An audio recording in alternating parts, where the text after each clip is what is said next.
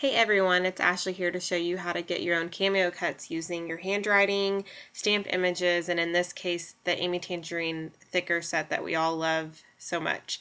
So I want to start off by saying that I originally saw Wilna Furstenberg do something very similar, which prompted me to try all sorts of things. She happened to upload her photo into Photoshop. I don't actually have Photoshop, so I wanted to show the whole process for those who've requested, but also to anyone who's interested.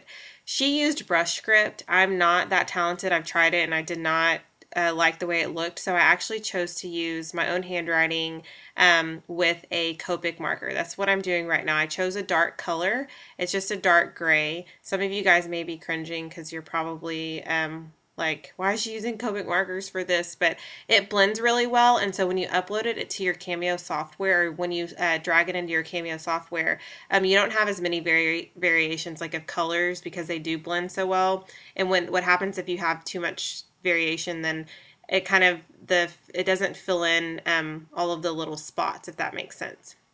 The second thing I'm doing is taking the Amy Tangerine stamp set, and I am stamping it with VersaFine ink and putting it onto my paper. Now I'm choosing the white background just because that seems to work best for what I'm doing. Now I'm taking those thickers that like I said, that we love so much, and I've just cut them apart. I wanted to keep them on the white backing because I don't want to use them yet. I just want to use them to get some Cameo Cuts out of them. Again, I want to say I hope there's not anything wrong with doing this. I'm not using them to sell or to yeah, just mainly for my own scrapbooking purposes. What I've just done there is use my husband's phone to take a picture because I'm filming with my phone. Sent them to my email, sent the picture to my email, and then here I am uploading or going into my email so that I can save the picture. So that's what I'm doing currently. And I'm going to find the email, find the picture.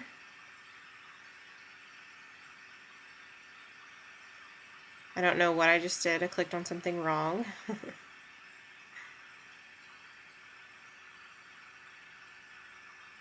So whatever email server that you have, you probably mostly know how to just save your picture. So in this case, I'm going to save the file.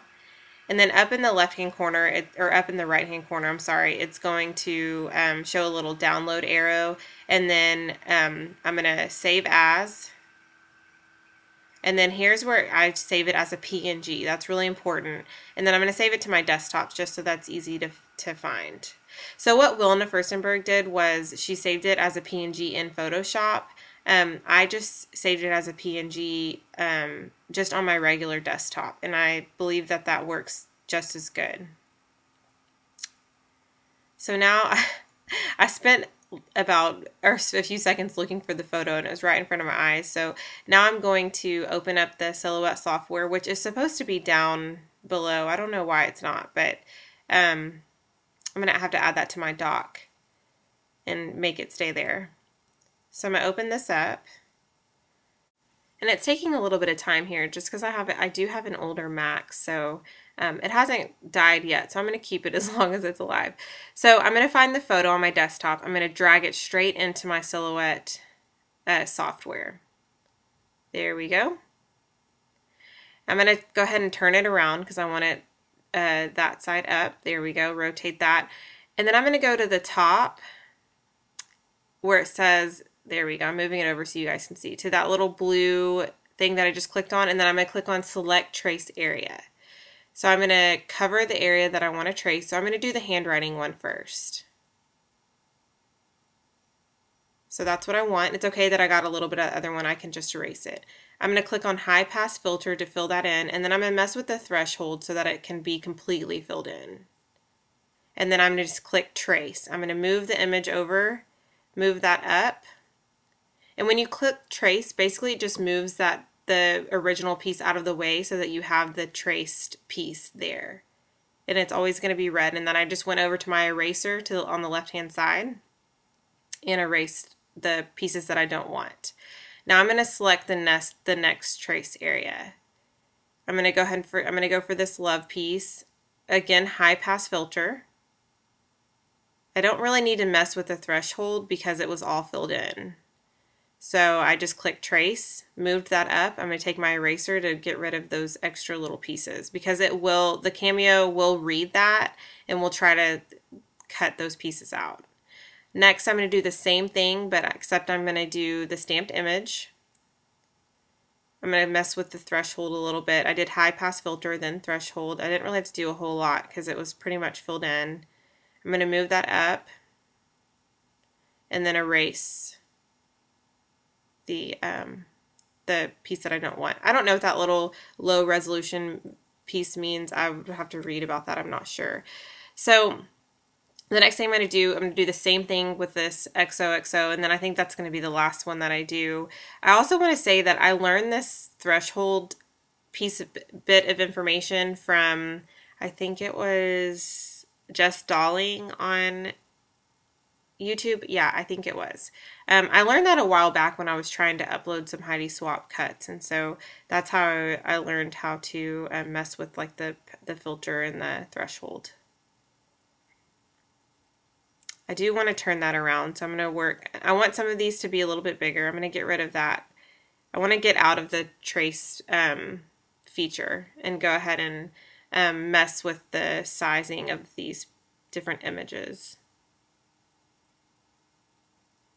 So I'm going to, there we go. I'm going to rotate it, make it bigger, and then rotate it. And you guys from this point on probably know how to do most of this because if you have the Cameo, then you've resized images and things like that. I'm going to make this love a little bit bigger than normal, and I'm actually going to stretch it out. And then there's my handwriting piece. Stretch that out and make it a little bit bigger as well. And then I'm going to rotate this because I want it to fit just right. So there we go.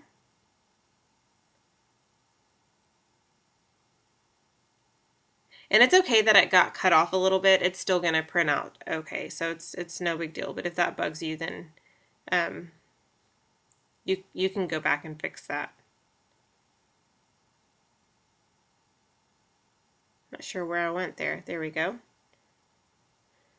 So I think I'm ready to cut. So I'm going to go up to the little blade, and then I'm gonna click on plain cardstock, and I'm gonna move it over to 3 actually. Yeah, there we go.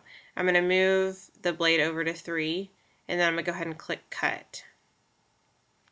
So here's, I actually didn't click it at that point because it wasn't plugged in, but I've already cut it out. That was the last thing you needed to do.